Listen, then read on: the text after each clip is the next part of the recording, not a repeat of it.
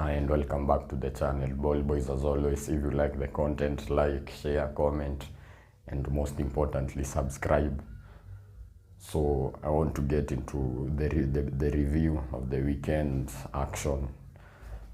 First of all, I'm very angry. I'm trying to remain positive. It's very hard at the moment, but let me start with the game at West Ham.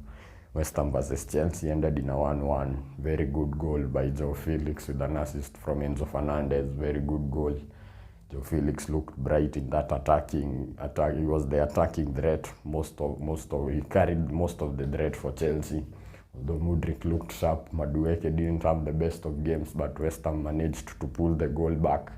From there, the game was just flat, although Chelsea had the better of it, but it ended in a 1-1 draw as I expected. Not really much to say there, but Arsenal versus Brentford 1-1 again. Arsenal dropping points in the title race. This could be a crucial 2 points considering Manchester City is the next game for Arsenal.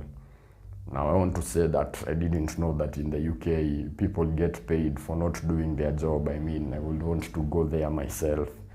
I really think I will done a lot, but if you don't know what I'm talking about the incompetence of referees in the Premier League now.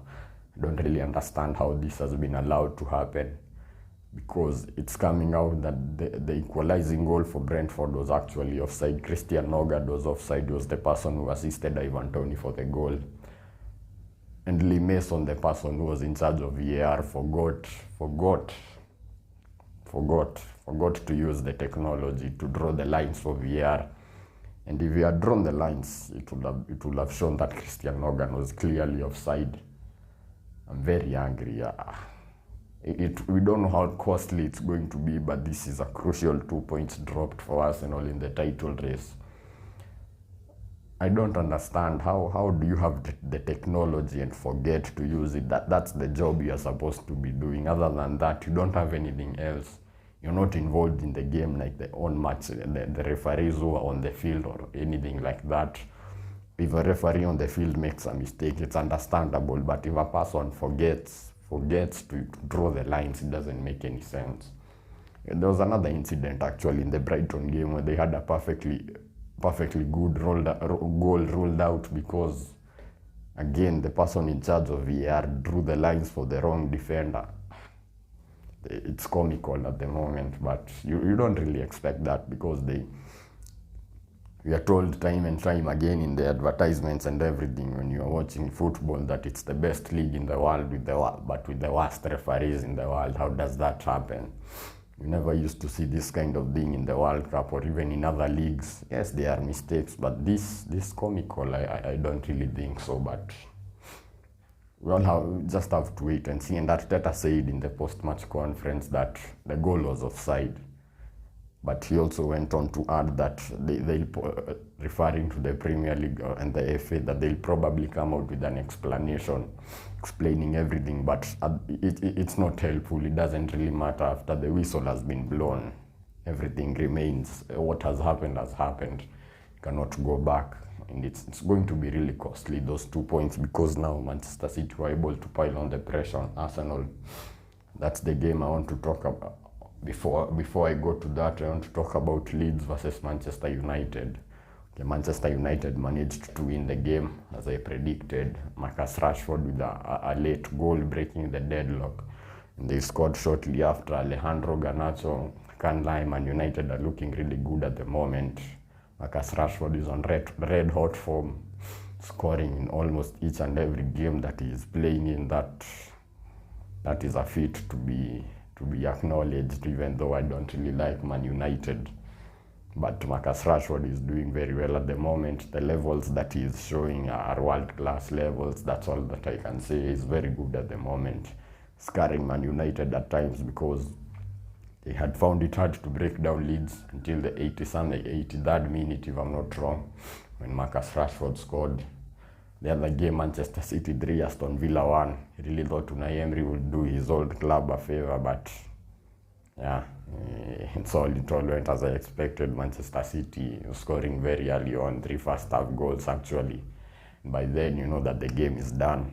It's done and dusted, and I don't know what to say, because Arsenal were cheated and robbed by VAR.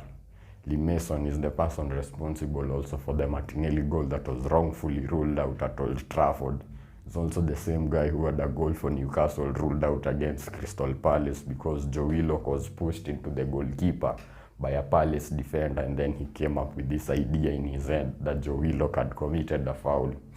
This guy, if this is not the last straw for him to be removed from officiating any Premier League matches, whether be it in VAR as a fourth official or even as an on-field referee, I don't know what will be, because it's costing Arsenal points in a crucial time in a title race against a team, Manchester City, who are, of course, a force to be reckoned with. And it's up that game on Wednesday very nicely, of course, for neutrals, for Arsenal fans, and even for Arsenal players. It's not the best time. The confidence is not as high as it was a few weeks ago. They have not won 3 games consecutively if you count the FA Cup game against Manchester City. But we wait and see what's going to happen. It's not the end of the world again. You're not the only ones who have been cheated and robbed, so we wait and see. Of course, Crystal Palace and Brighton ended in a 1-1 draw. Brighton were largely dominant in the game, almost 1,000+ passes, but at the end of the day, the scoreline reads 1-1. Of course, they had a goal ruled out because the referee in charge of VAR drew the lines on the wrong defender. Again, comical mistakes. Fulham beating Nottingham Forest 2-0 as I expected. Willian is very good. He's ripping the Premier League up at 34 years of age. When he left Arsenal and went to Flamengo, I never thought that he had it in him to do it in the Prem, but ever since going to Fulham, he has proved everyone wrong. He's doing very well. Marco Silva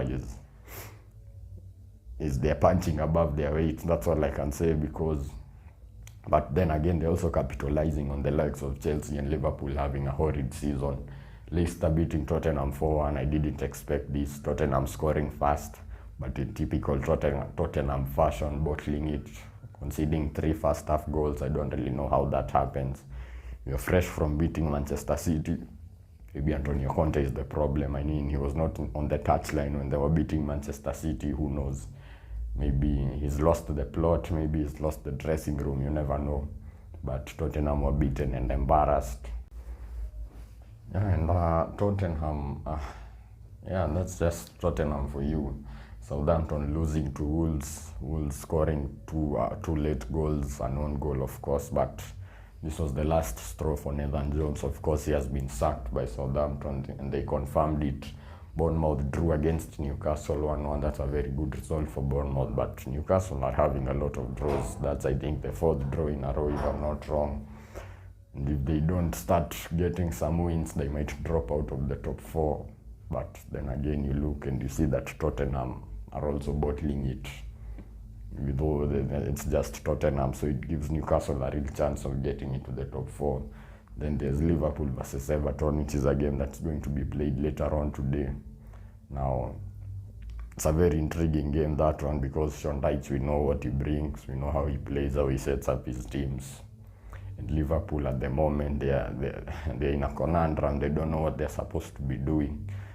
Maybe Klopp, tactically, he's becoming more, each and every game that passes by proves that he's becoming tactically inept, or maybe he's lost the plot as well. He's lost the dressing room, we never know.